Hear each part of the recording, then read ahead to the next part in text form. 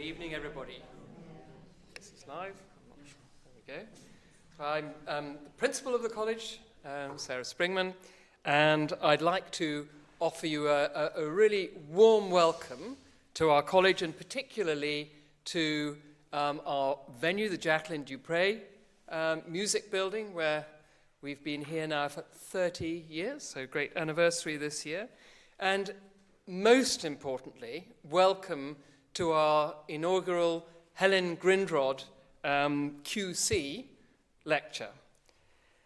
And as many of you will know, the late Helen Grindrod, QC née Pritchard, 1936 to 2002, was a much admired and very celebrated alumna of our college. She was an honorary fellow, and we are therefore absolutely thrilled that this evening we can host the very first Helen Grindrod QC lecture, and in her memory. And I'd really like to take a moment to introduce Dame Vera Baird Casey. Shows the times we're living in now. One has to move with the times. And Dame Vera was really very well. She and Helen Grindrod were great colleagues, and I understand worked together. And we've now worked with Dame Vera in partnership to help to develop this really important lecture series. And I'd like to thank Dame Vera also for her work and for identifying an absolutely exceptional speaker for tonight, Professor Jane Monckton Smith, OBE. And I'm greatly looking forward to the lecture, and now very happy to hand over to Dame Vera, who will make the appropriate introductions. Thank you.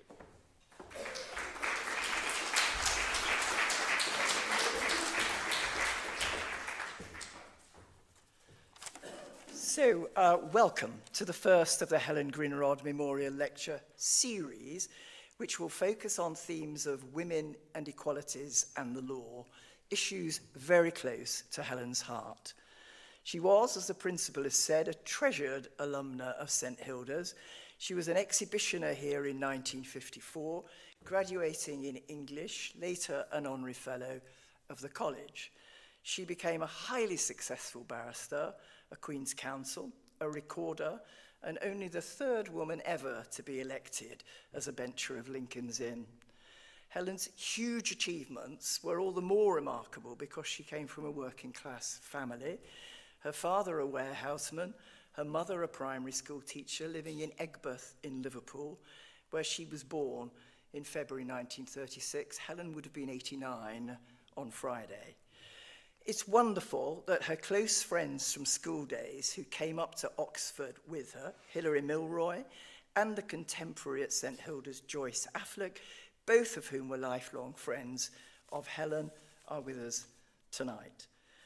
Helen so enjoyed her time at St Hilda's, and throughout her life was a very loyal supporter of the college. She was the founder, with others, of the College Law Network in 1997, and served on the college's management and events committee, and made generous lifetime and legacy gifts in support of legal study here and for the library. As an undergraduate here, she discovered acting, probably quite helpful to a future criminal barrister, and through theatre met her husband, Michael. She was a school teacher for a while, and in 1960 their son Mark was born, and the family settled in the northwest. Michael lives in Manchester, but having suffered a stroke can't travel to be with us tonight. But Helen and Mike's son Mark is here, also a criminal barrister for part of his life and an actor.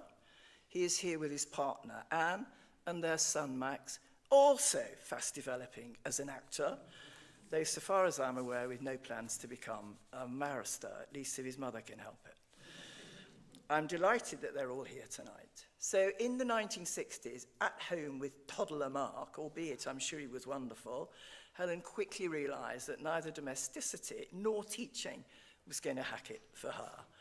She decided to become a barrister, and it can only have been sheer brilliance and drive, because she achieved that ambition studying at home. I'm a barrister, I studied at college and it was hard enough. Studying at home from graduate in English to knocking on the door of the Crown Court, all the while looking after a little boy. She was called to the bar in 1966 and went on to become a leader amongst the few women who dared at that time to go into practice at the criminal bar. Dared because there was at that time a significant level of male skepticism, I didn't say chauvinism, toward a woman barrister's ability to build a practice in crime. The few women then at the bar were expected to practice in family law. Obviously, it was assumed that if you weren't going to stay at home and devote your life to children, you would want to spend your time doing cases about them. I imagine the fact that family law was seen as more appropriate and more genteel made Helen all the more determined to not do it. She did have to fight many battles, clearly, in retrospect, on behalf of future generations as well as herself, to help scotch these misconceptions.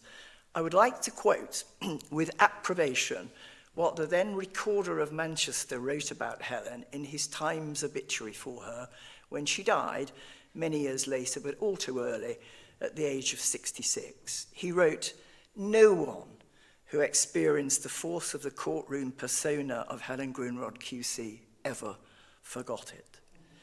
He wrote on again, "Immediately her practice blossomed, and so did the level of respect that she commanded amongst colleagues and the judiciary."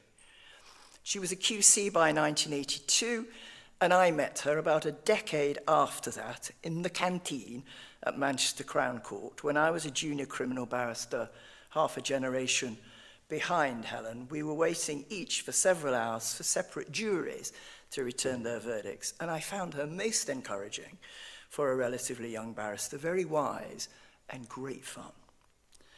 She was instructed by the prosecution in some very major cases in the Northwest. There was, for instance, the trial of the then millionaire owner of Blackpool Football Club, who was charged with raping young women supplied to him by a man who ran a model agency specializing in little girl models, who were in fact being groomed and sold for sexual purposes to him and to some of the Northwest's other grandees. This was a case that the police could not afford to lose, and it was entrusted to Helen. I was also involved in that case, and it was the first time I ever saw her in court. She was determined to support these working class little girls who had to give evidence about the most nasty things.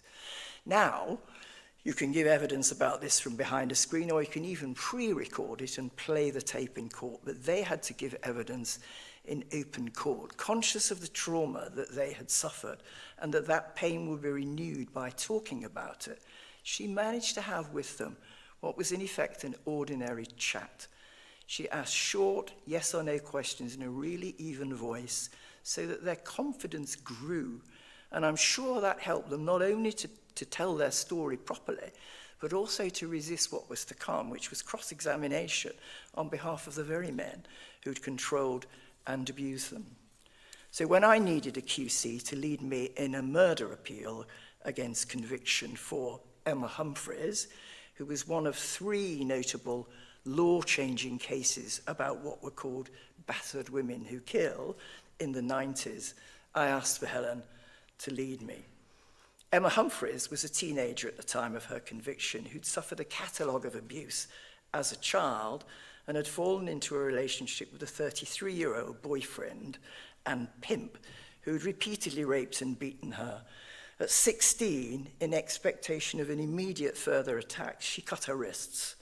And when the pimp laughed at her ineptitude, even at committing suicide, and was about to rape her once more, she stabbed him fatally with a knife still in her hand. Helen told the Court of Appeal about much of Emma's abusive childhood history, pointing to how it had left her with trauma, making it likelier that similar brutality would make her strike out. The appeal was allowed, the conviction changed from murder to manslaughter, Emma was released, and Helen had significantly shifted the law of provocation so that it could embrace women who had suffered long domestic and sexual abuse and ultimately struck out at their tormentors. Helen said to me later that it was important that there were women at the bar. Emma had suffered so badly for so long with men, how would she ever have been able to talk about the unpleasant things that had happened to a man? I think that Helen also thought that it was important that the women Emma talked to were from pretty ordinary backgrounds, so she could relate. Because Helen always remembered her own struggle to become a barrister as a woman, but especially as a working class woman, and determined to make it easier for those who followed her, she funded at Lincoln's Inn the Helen Grindrod Social Mobility Prize. It is a frequently quoted disadvantage that working people wanting to come to the bar, due to their background, haven't met important lawyer contacts who can help them along. Helen devised this prize not only to give some poorer students some financial support, but also to involve them at the second year of their undergraduate work in specially devised events at the inn, so that they were in that way absolutely facilitated to get to know some important lawyers who could move them along. I thought that was brilliantly thought out and is absolutely Helen. So these memorial lectures allow us to remember Helen as a doughty fighter for social equality and for equality for women in the law. She was a truly gifted, truly professional and sympathetic lawyer, a fighter for the underdog, and an absolute delight to know. So our first annual lecture deals with the more common circumstance where women victims of abuse like Emma are themselves killed by violent persecutors, and how the current legal system must better understand the progressing nature of domestic abuse and encouraging the need for earlier intervention long before either party dies.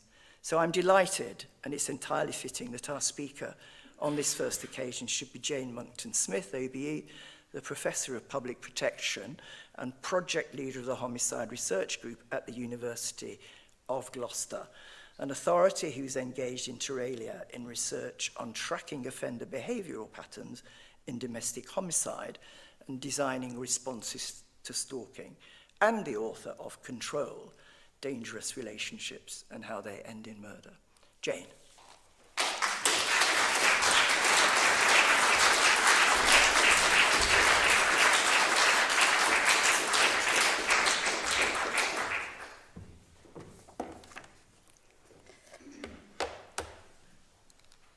I think it's the first time I've ever worn glasses to speak, so hopefully this will go well. I feel very privileged to have been asked to give this inaugural annual lecture in the name of Helen Grindrod. I didn't have the pleasure of meeting her or knowing her, but her reputation and multiple legacies surround her memory. I know there's a lot of you here tonight who knew her well, but it's not only those who knew her who are inspired by her and feel the impact of her work and her powerful approach. I'm not a lawyer, but I do confess that that was a career I wanted to follow many years ago.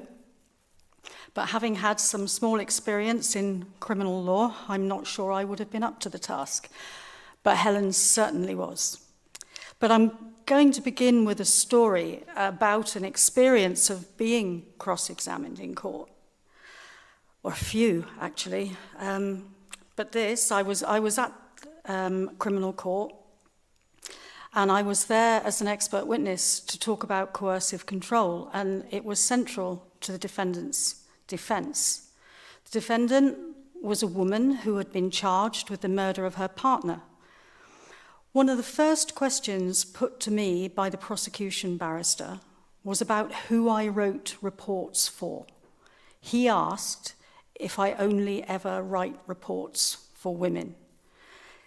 Clearly, he was trying to say, or at least that's how I felt, that I had some ideological position that should be treated with caution. I'm, of course, aware of the adversarial nature of trials and that there will always be attempts to undermine your credibility in cross-examination. But it's the way in which he chose to try and undermine me in that first simple question that I find interesting. This was an attempt, I believe, to kind of out me as a feminist. And if he could establish that, then it would follow, of course, that my testimony should be treated with caution. But I was a police officer back in the early 1980s, so I'm no stranger to open and hostile discrimination. And it was tough to be a woman in that environment, but not as tough as it was for the female victims of crime. Things have changed for women since the 70s and 80s, and thanks to the courage of those like Helen and Vera and Harriet and Claire, there's lots of you out in the audience tonight, things are changing.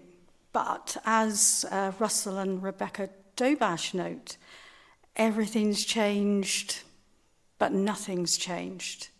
And for a system that prides itself on considering facts and evidence, the criminal justice system actually relies on mediated stories and interpretation of evidence, where sometimes belief rather than reality is the lens through which we measure the veracity of those stories.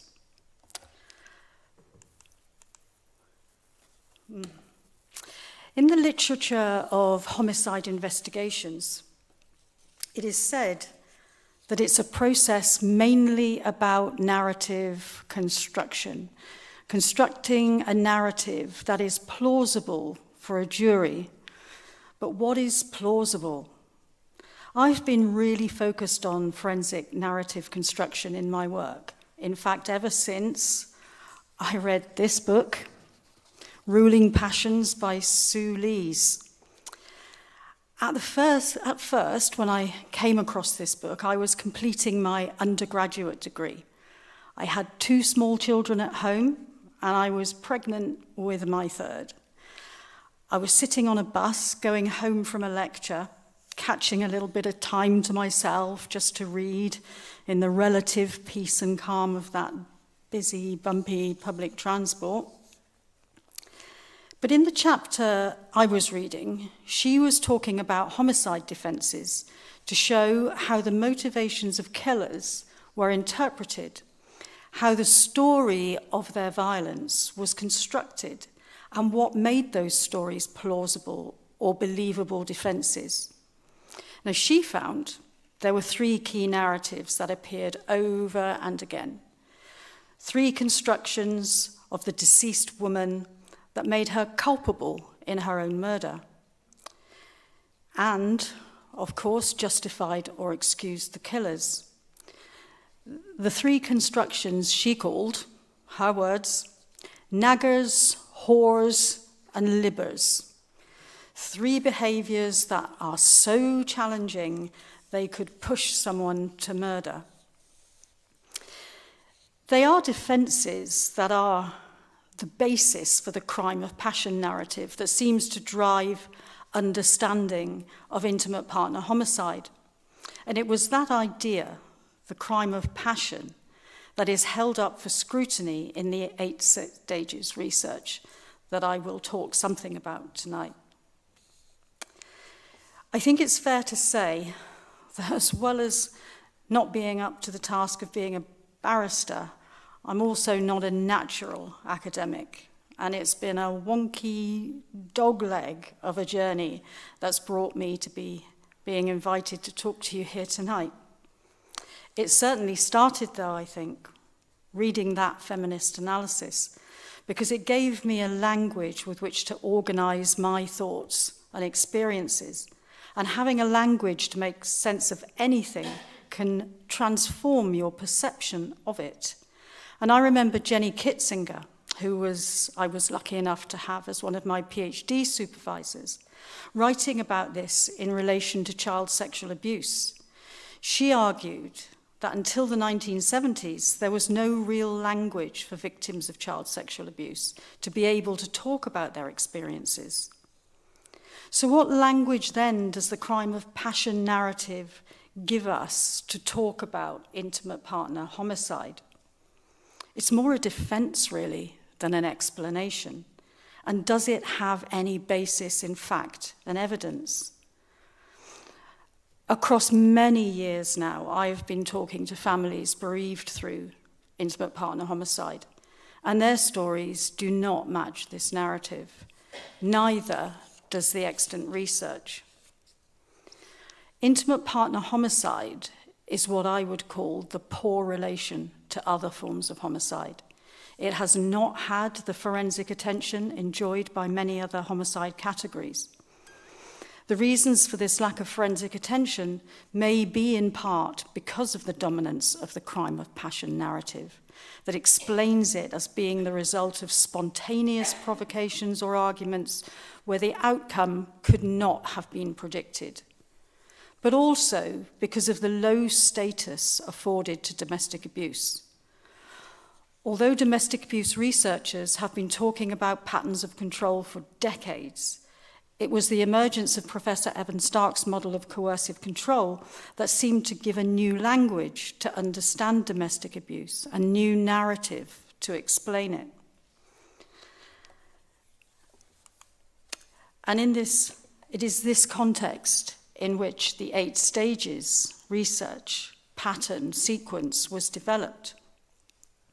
It was, in essence, an exercise in holding the crime of passion narrative up for scrutiny and applying some forensic tools.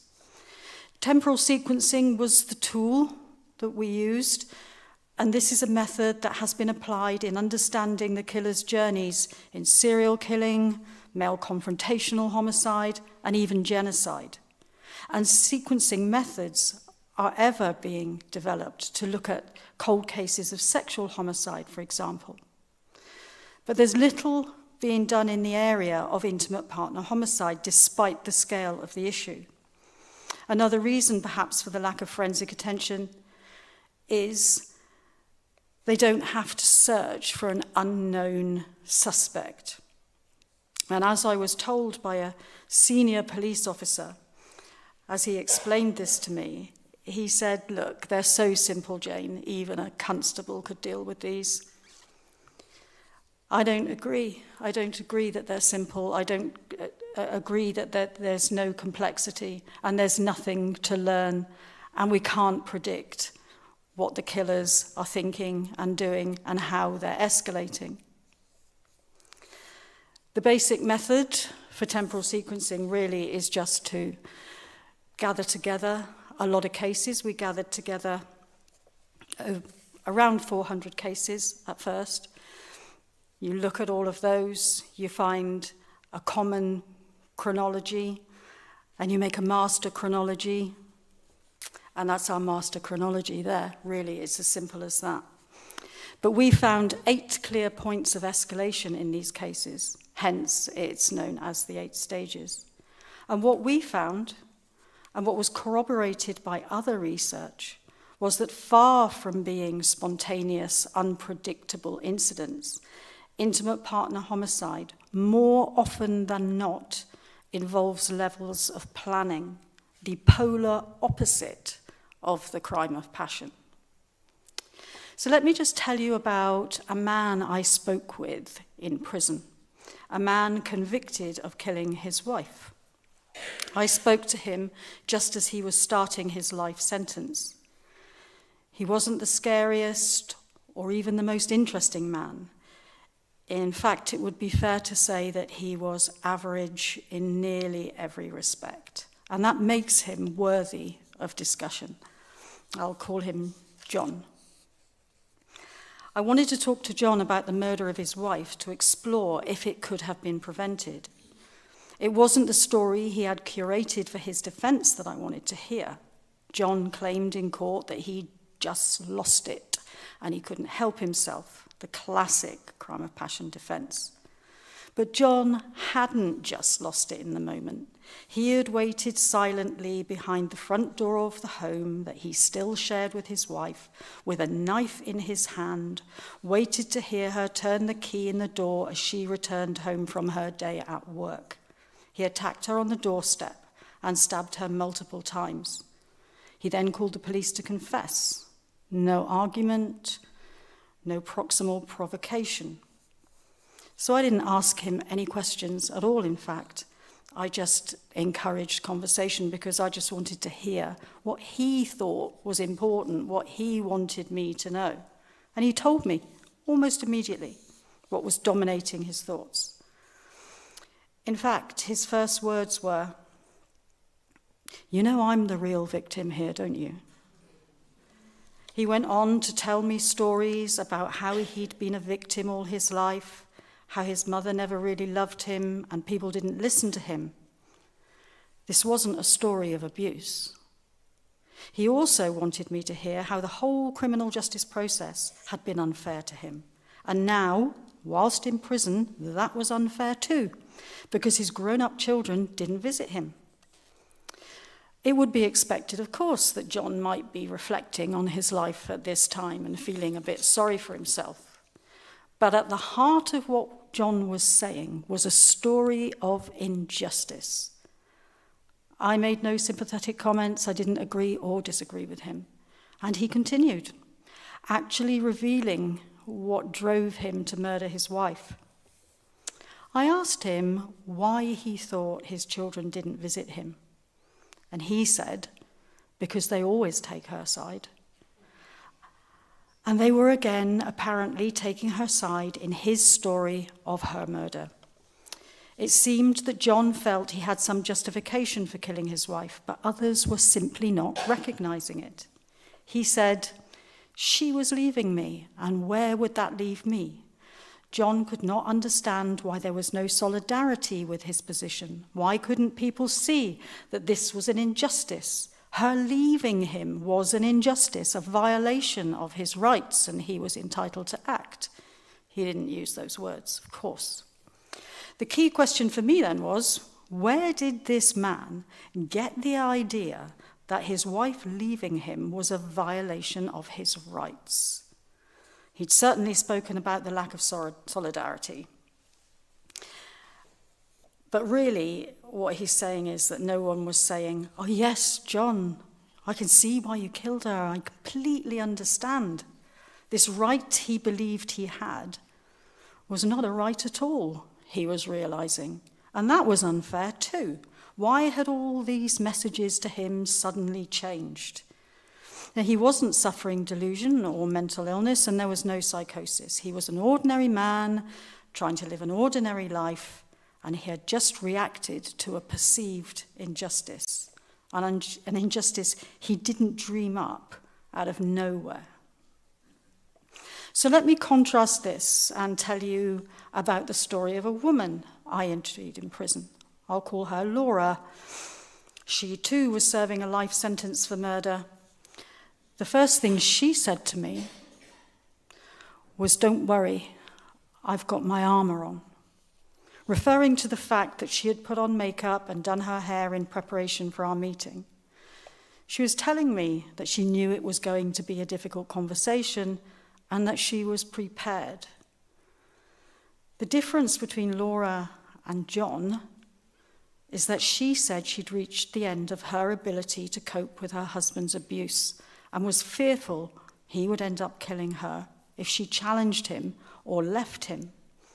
One night in distress, she took a knife, put it to her wrist, and tried to tell him she couldn't take any more.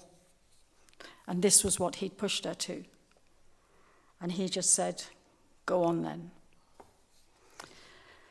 And she used the knife on him. Excuse me a minute.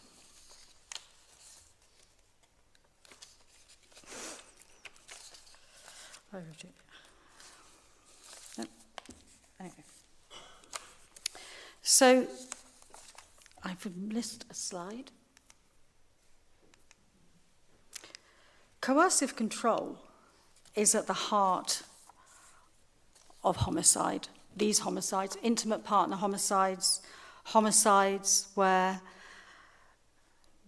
victims kill their abusers. It's even at the heart of suicides and staged homicides. How can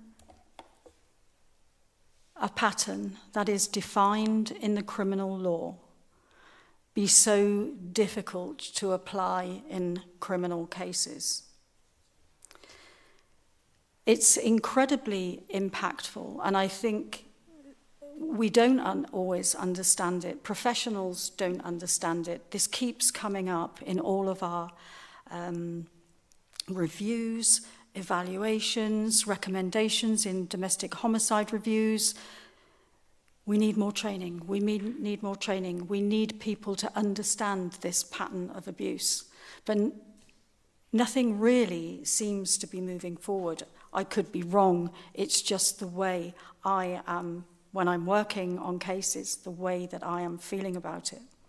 And I just want to talk about another woman who was on remand when I spoke to her, actually. She was on remand for killing her husband. And we were trying to get her to open up about the coercive control. Now, coercive control is quite often based on what we call the rules of the relationship, the expectations as laid down by the controlling person. So I wanted to encourage her to talk about those rules, what they were, whether she challenged them, and what happened if she did challenge them. This cycle that we use when we're starting, in fact, a lot of our analyses. So she talked about some of the rules she had to follow, and they were numerous. Rules around her partner's jealousy, the expectations of loyalty, sexual availability, the domestic chores, the standard of those chores. There were so many rules. But I want to talk about the impact on her of just one of those rules. She had to moderate the amount of noise she made, and this extended to her breathing. She had to make sure she didn't breathe too loudly, talk too loudly, hit the keys on her computer too loudly, walk too loudly, and so it went on.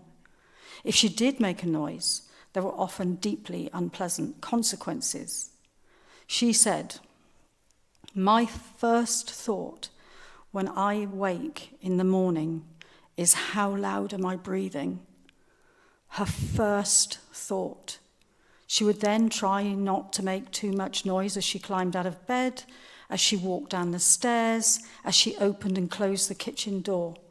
All day, moderating the noise she might make so she could avoid the consequences of breaking this rule. And that was just one rule, overlaid with many often changing rules and expectations. It's very difficult to introduce this kind of evidence in a trial. So I just want to talk to you about some other experiences of being called as an expert witness to talk about coercive control. In this case, again, it was a key part of a woman's defence for having killed her boyfriend. The prosecution objected to the inclusion of my evidence, not on the basis, though, of my qualification to speak. The judge said to me that coercive control was a matter of common sense, and the jury could work it out for themselves. It wasn't really a matter for expertise. I was, however, permitted to give evidence, but in quite strict terms. I certainly wasn't allowed to speak about the facts of the case or give examples of controlling tactics that might be too similar to the facts of the case. In another homicide trial, again, as an expert witness in coercive control, the prosecution again objected to the inclusion of coercive control evidence. The judge in that case said that I wasn't needed because the expert witness giving psychological evidence of mental illness in the defendant could explain to the jury what coercive control was. However, that expert objected and said that he was not qualified to talk about coercive control and could not inform the court about the patterns. I was, again, allowed to give evidence, finally, but I had to stick to a short script agreed by the court. In other trials, my evidence has been disallowed long before I got to the courtroom. I just want to say that I do understand there are strict rules of evidence, and there are certain types of evidence that it's almost impossible, if not impossible, to have admitted. And behavioural evidence is one of those. I absolutely recognise that. But the script that I was allowed to use in the court that day was almost as if I couldn't say too much about coercive control. Because somehow this would prejudice the trial, or this would break the rules of evidence. And I didn't really, and still don't, understand that. I do understand it can be difficult to talk about the facts of the case. I do understand that. But coercive control in the round, I think we should be able to include evidence of what is described in legislation. But coercive control is not a clinical condition. It's not a diagnosis. And we do prioritise diagnoses in trials. So we rely on victims of coercive control being diagnosed with mental health illness, maybe in response to the control. This makes it easier for inclusion of expert evidence because clinical evaluation, even in its broad and disputed application, is more trusted and embedded. So I have another story I think is relevant here. I'm currently writing a report on a particularly distressing case. And during the course of interviews, it was revealed that a psychiatrist had said to the defendant, currently on remand, and when evaluating her mental state, "I don't believe in coercive control." This was witnessed and corroborated. What does it mean when you don't believe in coercive control, when it is a criminal pattern described in legislation? And where does this leave the defendant who was subjected to high-risk, escalating coercive control? Is coercive control an ideological concept where we can debate its existence? Is it me, maybe as a feminist, maybe, or that psychiatrist relying on ideological positions that should be treated with caution? I accept this is an extreme example and not the way most psychiatrists think, but it does again highlight the particular difficulties with coercive control or domestic abuse-related deaths. I do want to talk briefly, though I haven't got much time, about other forms of domestic abuse-related traumatic death.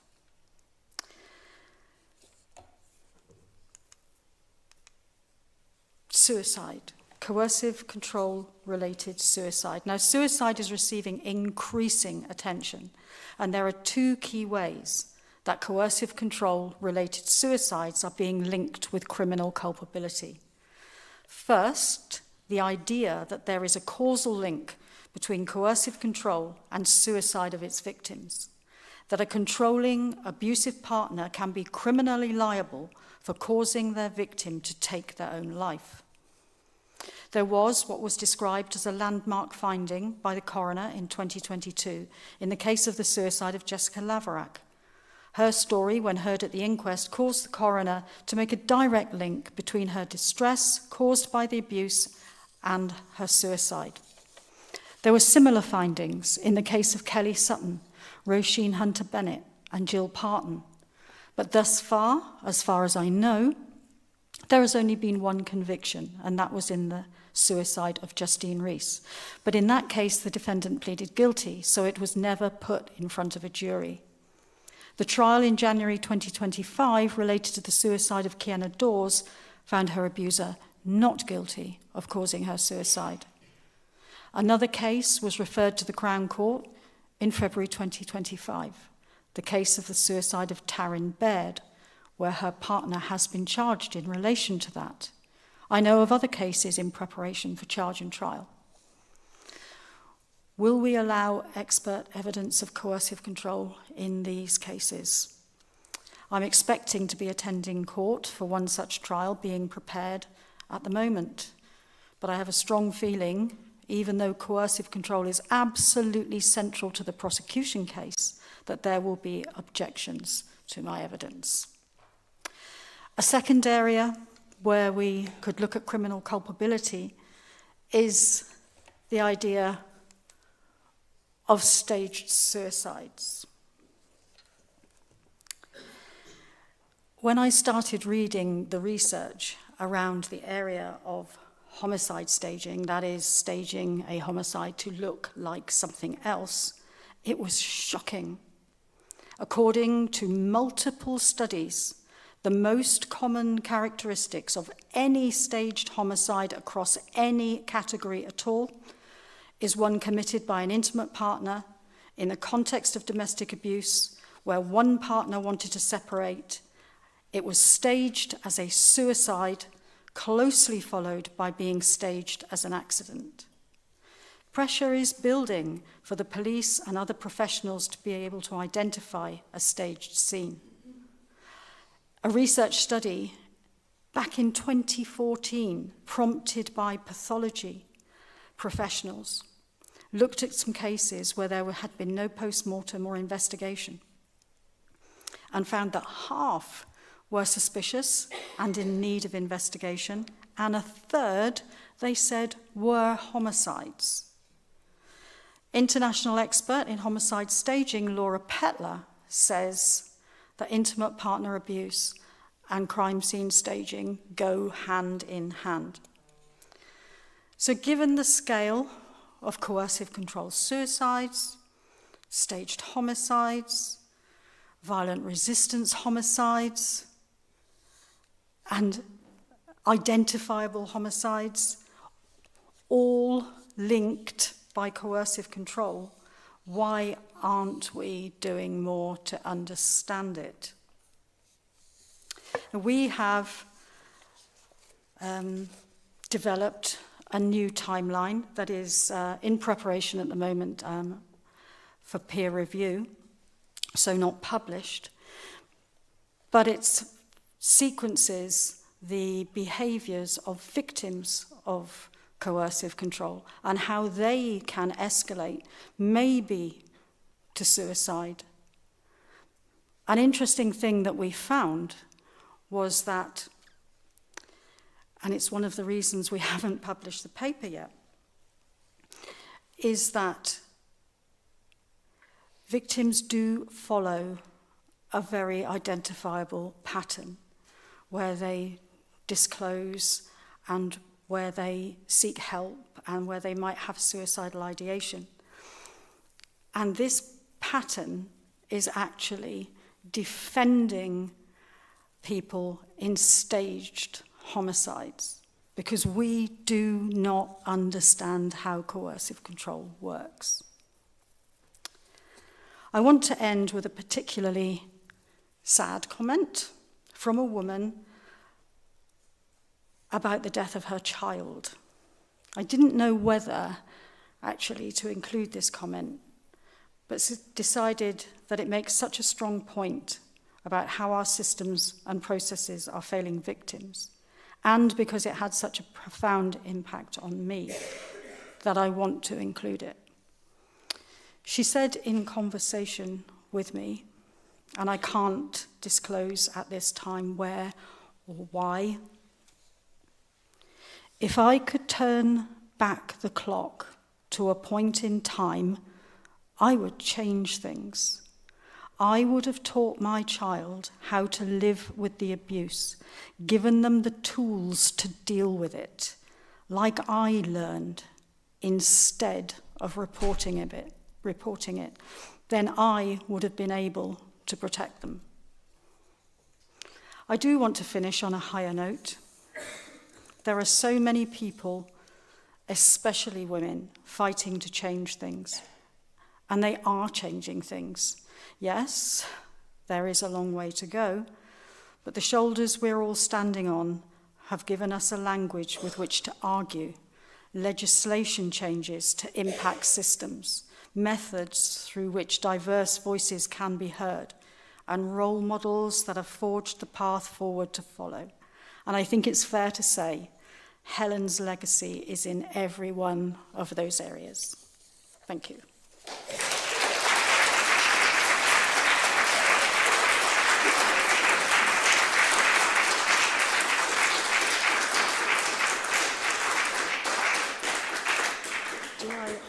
I think I am available for questions if anybody has any.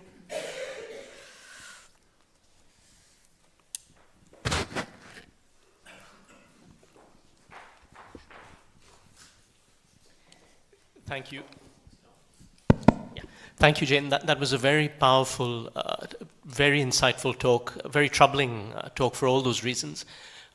Could you give us maybe some examples of situations in court where the judge was willing to accept your framework of coercive control? Or you made the point about language and whether it's ideology or not, but if courts were receptive to it, how did they frame it and accept it? The answer to that is no. Okay, so I have fairly limited experience. It's not something I have been doing for a decade. So I do have limited experience. I think that, I'm willing to accept that the way I write my reports makes it difficult maybe for judges to accept some of what's in those reports. I accept that, behavioural evidence, but I find it more difficult to accept that they won't accept the parts of the report. And I do separate them up, so there's a very clear introduction that just talks about coercive control. So that, I don't think there should be any difficulty including into evidence. And I'm not really sure what the reluctance is, what the resistance is, what the concerns are. So I can't help you because I haven't had one yet that said, yeah, great, you go on, say what you like. No, that hasn't happened.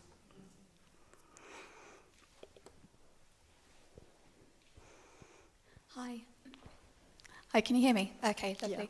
Yeah. I just wanted to ask, how related do you think coercive control and stalking are, and particularly with power imbalances outside of relationships? So, for example, in work settings, if you have a senior member and like a junior member I'm sorry, of I staff. can't hear you properly. Is that better? That's better. It's really close now. Okay, I was going to say, how related do you think coercive control and stalking are, particularly in these sorts of relationships, but also in other relationships with power imbalances, such as workplaces where there are senior and junior colleagues?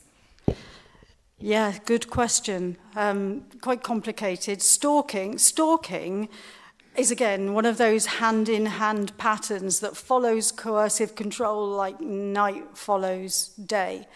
But it does depend on how you define stalking. So there are arguments from some researchers who would say, well, stalking starts before the relationship ends, but our legislation kind of says that stalking can't start until the relationship ends. So I think if you define stalking as things like tracking and monitoring and, things that happen routinely in coercive control, then perhaps you could say it happens right the way through. But at the moment, we separate them as two different patterns. And the way it is, they are two different patterns. But the College of Policing says fixated, obsessed, unwanted, repeated. Well, that's the same as coercive control. They don't apply that to coercive control. I think they should, because that is fixated, obsessed, unwanted, repeated as well. So with those characteristics, joining those two different patterns, it's no surprise to me at all that they do follow each other. What you're saying about stalking in the context of the workplace, it's very clear, isn't it, that tracking and monitoring is becoming ever more easy. All the different types of stealth software, and even just social media and your phone, and stalking, although intimate partner stalking is the biggest category of stalking, there are other categories that would fit into what you're talking about. So absolutely, definitely you do see it in the workplace.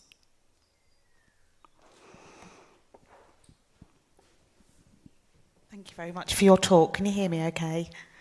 Can you hear me? I can, yeah. I just wondered, with your work with perpetrators, was there room for regret and remorse? And in the grand scheme of things, what do you think can be done as preventative measures at school and as people are growing up?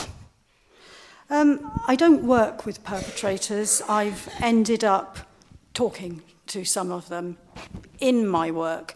So I wouldn't be involved in counselling them or rehabilitating them or anything like that. I literally listen to what they say and then use that in my research. What you say about schools is interesting, because if we go back to John, who I spoke about, he absolutely believed that he had suffered an injustice when his wife decided to leave him. And separation is at the heart of the vast majority of intimate partner homicide, whether that's an actual separation, an imagined separation might happen, or the threat of a separation. So when we're thinking about perpetrators of abuse, I'm not sure, and this is a controversial opinion, okay, but we're in a university. I'm not sure that trying to teach young men about healthy relationships is where we really need to be. I don't think they want healthy relationships. I think they want relationships where they are able to have what they think they are entitled to, and that's a bit of control. And I'm not saying that all men want to be coercive controllers or abusers. I'm not saying that at all. But I do think we need to challenge the idea that they are entitled to control a partner, and that they are entitled that only they can give that partner permission to leave, or for them to decide for the relationship to end. I know that that's a big, big cultural message, and in the past it's been embedded into law and medicine and just about every other discourse. But that's where we need to target in schools, is somehow countering that idea that there is a hierarchy, a gendered hierarchy in relationships. Hi Jane, can you hear me? Is this on? Yes, I can. I can't see. Oh yes, I can see you, yeah. That was a brilliant talk, thank you. Jane, could you touch on the issue of class, in terms of the victims that you've come across? So the reason I asked this question is that I'm almost ashamed to say, when I was growing up, society's view and the view I had was that domestic abuse was something that happened to women on council estates when men had had too much to drink and they would hit their partners. I came up to St Hilda's in 1999, had no idea really what coercive control was, and of course it wasn't a crime back then, and I myself am a victim of coercive control with a police perpetrator, and I have often struggled to be believed because I'm highly educated. I have a PhD. Mary taught me, she's over there. People struggle to believe that somebody who's intelligent could fall victim to this, and I just wonder, you've got your 8 stages, but a lot of people struggle to believe that middle class, upper middle class women, or very talented or gifted women could become victims, and I just would be interested in your views on the sort of victimology that you've seen in your work. So, a couple of things. It is my absolute belief that anyone could be a victim of coercive control. Absolutely anyone. It's not about being vulnerable. It's not even about whether you're recognizing it or not. It can be very insidious. And if somebody is introducing into the relationship, rules. Well, those rules might seem at the beginning fairly reasonable. Show me the PIN number on your phone. Please don't make me jealous in public. You know, these things that seem perfectly reasonable. And it's only as the challenges happen where those rules might get broken and then the consequences start coming in that things can start to change. But in some relationships, it happens really fast. But in other relationships, it takes much longer. The consequences might start as the silent treatment. And then, you know, I don't like the silent treatment. That's really unpleasant, so I won't do that again. But so it goes on, and the consequences can get incredibly serious. And really, you know, and this has been said by a lot of researchers as well, the consequences only have to be really, really serious, maybe once. Maybe once. There's your warning. There, it's happened. That will be embedded in your mind. Now, Evan Stark had this fabulous quote, which was, he said, coercive control sets in the mind of the victim the price of their resistance. That price sometimes, like in the lady I spoke about who had all of those rules, absolutely dominated her life. But she actually didn't get punched and kicked. And she had a very difficult time trying to explain to the court why trying to avoid the consequences of breaking all his rules became so traumatic for her, because in the end the consequences were awful, were absolutely awful. And I don't even know if I can remember what your question was now, but you know, it's about anyone can be subject to rules, and that introduction of rules where I'm a decent person, I'm a clever person, you know, okay, I understand that upsets you, so I will not do that. Anyone can be subject to that. I think a lot of the domestic abuse, maybe in the middle classes and up, is a lot better hidden, because quite a lot of the perpetrators of it, the controlling people, have a lot of power to control in ways perhaps that men from lower socioeconomic groups, they don't have that choice. They express themselves a lot more visibly. Just following on from that last question, actually, hello, over here. Oh, hi. Your evidence that you've told us of the dismissal of expertise in this area, the fact that this is a common sense element.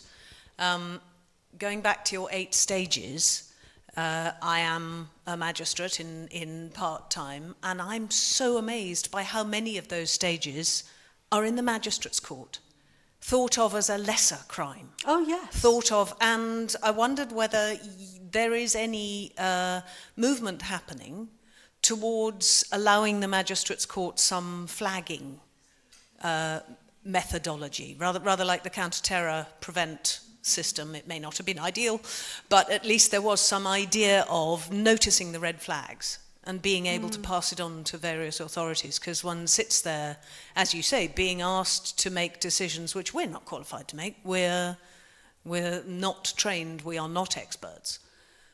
Well, perhaps that's, you know, I know quite a lot of magistrates, actually, well, not loads, but I know some magistrates, and they tell me that training is practically non-existent.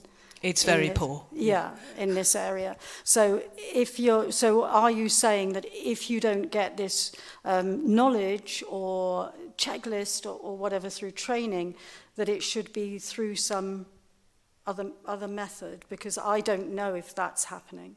Oh, I was just wondering if there was any way that you're seeing to flag up things which are being noticed in the junior courts, as it were, and should therefore be acted on. Most of these cases will the majority, in fact, will be in the lower courts. Yes. That absolutely will. And one of the things, this is my own particular soapbox, actually, is breaches of orders. And now you're going to be hearing most of those, I would think. Do you know, as a magistrate, that breach of an order is a massive escalation in risk?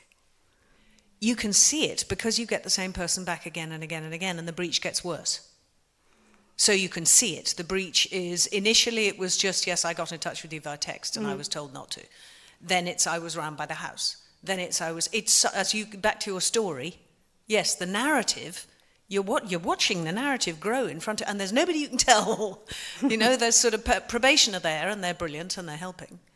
So what do you do about breaches? I suppose that's my question. What powers do you have if somebody breaches an order, knowing, and all the research is telling us this, it's an escalation in risk to the victim if there's a breach. Even if it's, I'm so sorry, kiss, kiss, kiss. That's a breach. I think that's exactly what I'm saying. All we can do is add the odd unpaid hour, unpaid work. You know, we punish. We don't say, excuse me, there's a victim, and there's a likely problem here. Yeah, so there's no way to deal with that escalation then, you're saying. I think that's where we should start, at least there. If I may answer, as a fellow magistrate, also in a family court and an adult court, we do use restraining orders and non-molestation orders, and they both carry imprisonable outcomes if they are breached. So it's not true that we just add unpaid hours. We actually do send people to prison sometimes if they have breached. So I just wanted to put that on record, that it's not that easy. But my question was, we've talked a lot about, well, you've talked almost exclusively about women being the victims, either being kind of almost motivated to kill because of the provocation aspect of it, or indeed being victims of men who claim that they've been provoked. But what is the incidence, if any, of men who are the victims of women who apply coercive control? Because we see that sometimes in the family court when children are the subject of the dispute, and women hold back access to children and control the men, if you like, through access that they may or may not be granted to their own children. I think, my goodness, I could go on for about 3 years about this. I'll try and keep it brief. Yes, absolutely, men can be victims of coercive control. Anyone can be a victim of coercive control. I think the model, that we're talking about, that the law covers and that we see that's likely to end in homicide, is mainly suffered by women.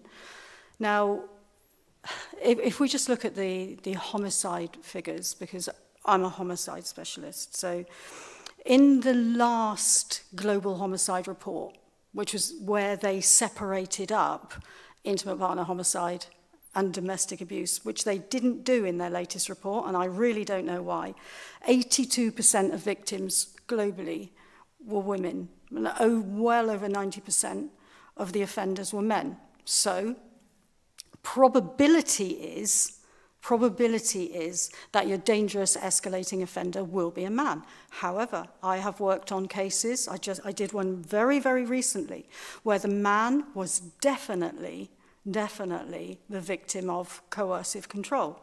And that ended in multiple homicide, in fact, by the female perpetrator. What you're talking about, I think, is post-separation abuse, child custody battles. A woman withholding custody is not necessarily coercive control.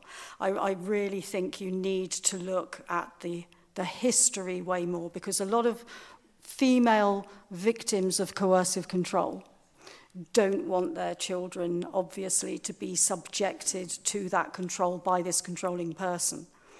So what we always say when I'm training in this is, and it's an interesting point from Michael Johnson, who's another researcher, and he says this. So in a situation, you may have two people, maybe who are using violence, maybe who seem as if they are up for a fight or ready or are resisting or are challenging.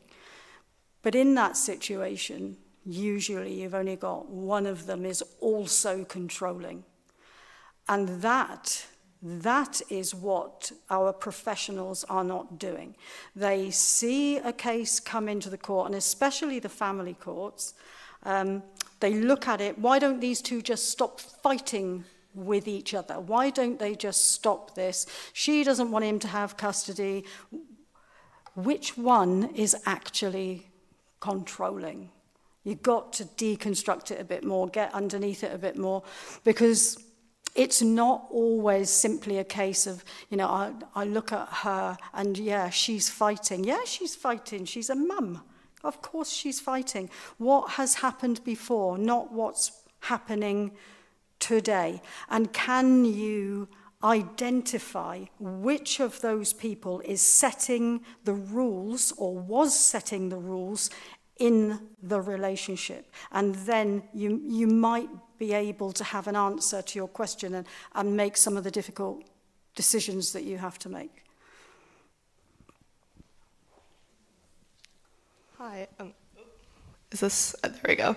I guess we've talked a lot about kind of the court, and obviously if we've gotten to the point where we're at a homicide trial, like the victim isn't there. So I guess I was more thinking, do you think there's room for other systems where the victim is interacting with the system, for example, with doctors, with caseworkers, so when they're trying to get a non-molestation order, things like that? Are there areas where we can intervene to try to prevent the escalation before we get to the death? And basically, do you think that's a worthwhile objective of trying to empower victims at stage 2, stage 3, before we get to stage 8? The responses of professionals in trying to prevent homicide are quite structured, actually, and we have a lot of processes and policies that are in place to do just that. I don't think we're very good at it yet. I think there's, it's a journey, absolutely, but there are processes in place that are supposed to try and spot those escalations and intervene, and for different, in my model, for different stages it would be different interventions, but at the moment the interventions seem to be just one big intervention. If you're high risk, it'll go to MARAC, and at MARAC we'll decide if you need this intervention or that help or whatever, but there doesn't seem to be an awful lot of working out where they are in that journey. High risk of what? High risk of what? I always ask police this. You say she's high risk of what? High risk of homicide?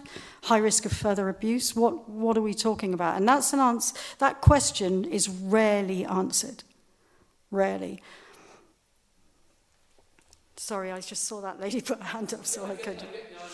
Yeah. It was incredibly intense. It's illuminating and enormously challenging and rather disturbing in many ways, Jane. Thank you so much for that. Before I move this next door, I am going to our last question. Could we have a microphone here? It didn't quite permeate. The microphones didn't permeate to the front. Clearly, you were picking up there the risk assessment that police officers and other agencies do. And obviously, if something's got to a magistrates or Crown's Court, it's been identified as domestic abuse or stalking or coercive control at that point, and it doesn't always get recognised. No. The risk assessment tools, I know they're varied across the country, and I'm not completely up to date. But I guess because, sadly, this type of behaviour is so widespread, the challenge has to be how you truly recognise those that are high risk of homicide and the most serious compared with all the rest. And by looking at the homicide cases, which is what I understand you do, that gives us some insight, but it doesn't give us the comparator against the rest of the control group where these behaviours are happening, but it doesn't escalate. And so I guess I just wonder, where that work is being joined up to distinguish between the cases where there is escalation and the cases where there's also reports, but not the escalation. So the interventions really can be focused where they're most needed. Well, that is what the timeline aims to do.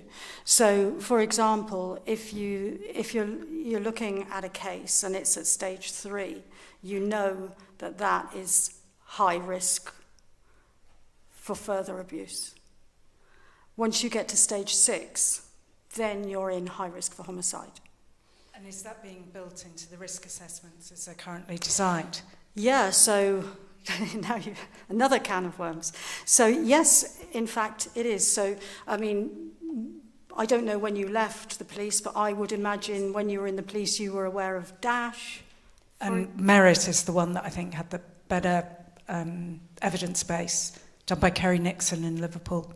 Well, there's lots of them. DASH is the dominant one that was used by most police forces. And I think fundamentally flawed, but that's my view. Absolutely fundamentally flawed. And it has been evaluated. It's been evaluated by the College of Policing and it's found wanting.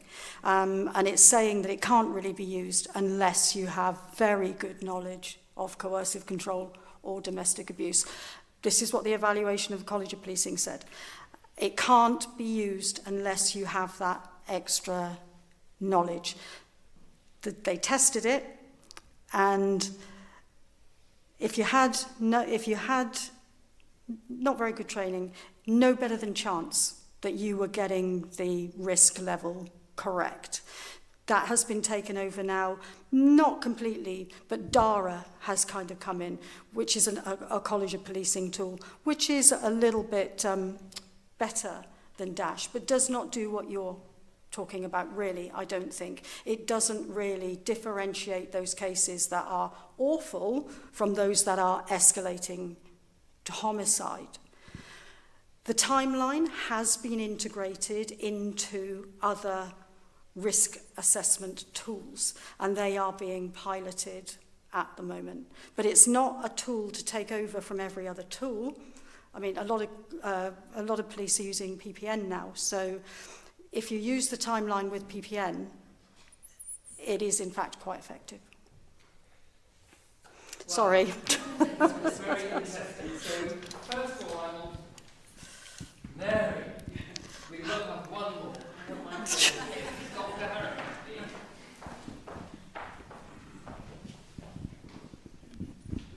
Thank you for the opportunity, Sarah. The people who have spoken, I think, all have legal backgrounds. I'm a medical practitioner, I'm a geriatrician, and I'm looking at the age group in this room.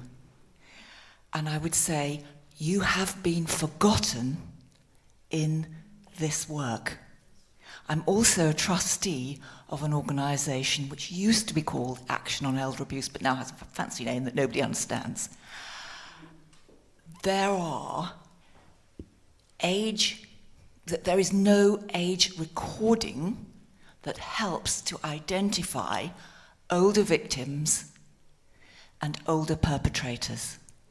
There is almost no training in recognizing the risk factors that are specific to old age. Completed homicide is more likely in an older victim. I don't want to be the last person to speak and to be scaremongering about the whole thing, but we have to face it. You said at the beginning, this is the poor relation. The poorest relation are the old in this sort of situation. Thank you. Can I respond? Yeah. This timeline included every age group. Every age group. But the statistics are only kept as over 65 or in some forces over 80. There is no proper breakdown. Statistics, I absolutely agree with you. But I just want to make it absolutely clear that we took every age group from 15 right up to I think our oldest actually was about 80, was our oldest couple. Every journey begins with a single step. I think this one is probably more than an Ironman.